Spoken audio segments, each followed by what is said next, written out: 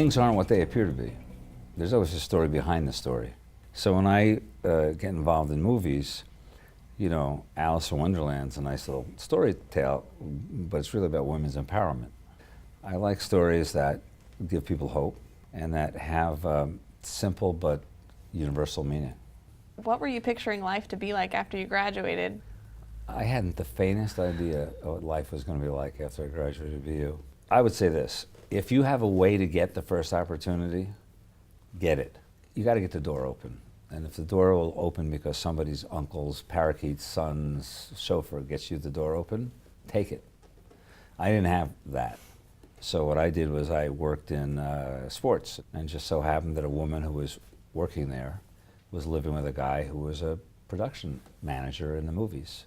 And he asked me afterwards if I wanted to be his assistant. You're contemplating still going to law school at that time, and you make this decision to be a production assistant. How did it feel like making that decision?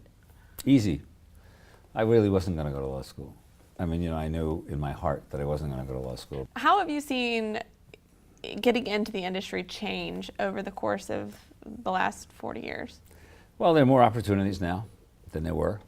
You know, when I came in, there were 6 major movie companies, not very many production companies. Is there any specifics that graduates really just need to be prepared to do? Work their asses off. They have to work hard, and they have to not become defeated and get up the next day, no matter how badly they feel, and go back at it.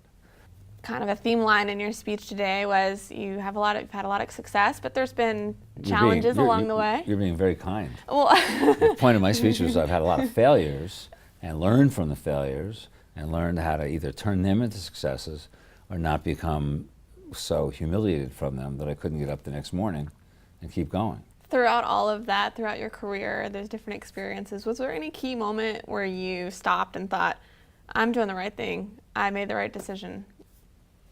No, I haven't stopped long enough.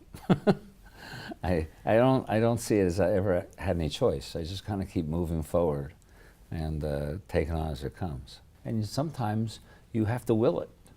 You know, one of the things about Disney, people marvel about Disney, it's about willing it.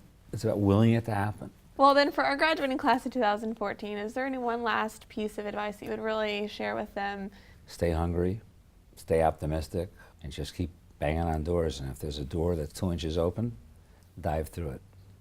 Well, thank you so much for your time today, and best of luck with your movie opening today and then Maleficent later this month. Thank you so much.